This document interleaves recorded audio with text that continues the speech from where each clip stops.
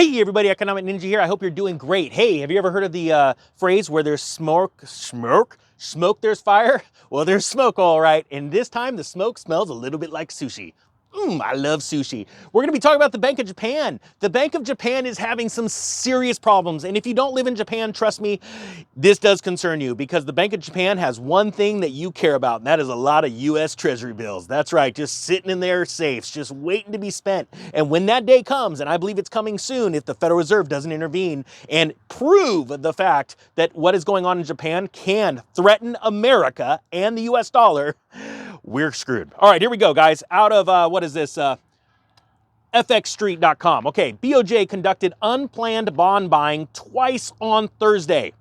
They did it once, like, we need help. All right, here's some money. And then it's like, what's wrong? What's happening? It's not enough. Here's some more money. This is not good. It says Reuters reported on Thursday that the Bank of Japan, or the BOJ, has announced an unplanned bond purchase operation for the second time in a day.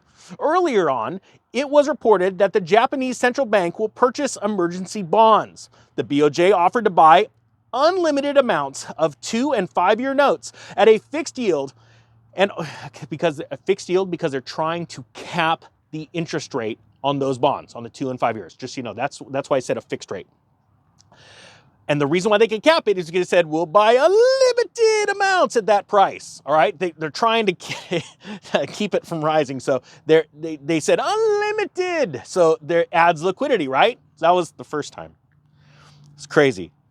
And also 600 yen. Okay, sorry. I'll start back over. I get too excited. The BOJ offered to buy unlimited amounts of 2- and 5-year notes at a fixed yield, and also JPY 600 billion yen of 1- to 10-year bonds on top of a daily offer to buy 10-year debt at 0.5%. Now, think about this. All right, hold on. Market reaction. USD to JPY remains little affected by the BOJ's operation, shedding 0.6% on the day at 133.68, right? So again, the USD JPY pair, not really affected, but it should be affected, and this is why. I'm gonna break this down really simply. Japan is in trouble, right? They've had decades of stagflation. They've had all kinds of issues forever. They just can't get a grip on their own economy. They have printed so many yen, it is insane, right? It could fill up a ton of Olympic-sized swimming pools. Probably, I don't know, put down in the comment section how much yen printed, if all of them were printed in paper, like how much would that be? What could you fill? They are now collapsing. Their value of their currency, the Japanese yen, compared to the dollar, is collapsing rapidly, and they have to intervene. So about a month and a half ago, they came out and they said, we're in trouble. We need to do something now. So we're going to be doing bond buying purchases, all kinds of stuff. And they said, we may have to start selling our USD denominated treasury bills, right? Dollar denominated treasury bills. The stuff that they have been holding and been buying. See, they are one of the countries that have been an active buyer in our bonds, right? So we just print money, like, you want some money? And they're like, yeah, and we just print it and we give it to them, right? And then we get to, or we have for decades, held off inflation, right? So we get funding, they hold on to our debt, and it's good. As long as that debt doesn't circulate and speed up, right, the transactions of dollar-denominated debt around the country, we don't have inflation, right? We've been able to export inflation to Japan. Now Japan's going, we're in a lot of trouble, Fed. Is this thing on? We're sort of screwed. We're gonna have to start selling these. And what that means, and when they made that announcement about a month and a half, 2 months ago, the 10-year bond, our 10-year bond spiked up. Because bond traders knew that if Japan starts liquidating those bonds, the velocity of the bond sales are going to speed up, and bondholders are going to want a higher rate of interest. That's why it spiked. So what's happening right now is Japan is desperately trying to hold back the decision of selling those bonds. But it's getting closer and closer to the point where they're going to have to do it. Because they can only take on so much debt because they're just printing money to literally buy those bonds, right? To keep their bond market stable and keep those rates suppressed, because they need to keep the rates suppressed so that the people, that live in Japan will still go out and take out mortgages, get loans on cars, things like that. Market activity will keep going. If the rate goes high, they can't get in control of it, spending stops because borrowing stops, right?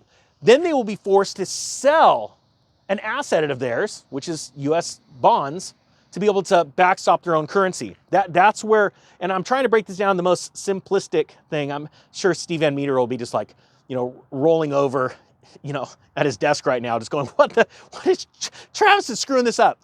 I'm just trying to really make this real simple for you. Because it is pretty complex. When you start looking at all these derivatives that they've stacked on to real money and all this fake stuff out there, you wonder why, mortgage-backed securities imploded in 2008. It's because all the fraud. And right now, what you have is you have a fraudulent central bank that is like literally printing fake money over here, and then they're trying to take assets and real wealth from people by, buying real wealth, but now they're like, God, my Ponzi scheme's falling apart, and they're trying their hardest to keep it going. When they decide to sell their T-bills, our rates are going to spike. Now, the only way to stay out of that, really, is if they go to that, the Federal Reserve will need to intervene and set up a swap line, a currency swap line. So again, the Federal Reserve, all they're doing now is sending them money and taking, some assets from Japan to try and hold as collateral, and they're just hiding it. It's just hiding it. But this whole system is completely imploding right now before us. And I gotta say it with a grin, because this is what I want you guys to take advantage of. Understand what's going on around the world. Central banks are failing. The other thing that's really interesting is central banks, what are they doing? They're going around and buying gold. They're buying gold like crazy. Not ours, because we're the smartest kids on the block. We're the US dollar. Trust me, I'm from the government. I'm here to help. Have you ever heard that before? How do you think that's going to end up for the Federal Reserve? Guys, the Bank of Japan imploding right now. And yes, I do believe that the Federal Reserve is going to come out and offer a swap line. But when that happens, I'm going to go, ha! See, that means the only way the Fed, or reason the Fed would help bail out the Japanese central bank, is because they know that the Japanese central bank is a direct threat to the US dollar and the Federal Reserve, which isn't federal, and it doesn't have any reserves. Think about that one, guys. It's coming. We're getting closer to D-Day. All right, with that being said, the Economic Ninja is out.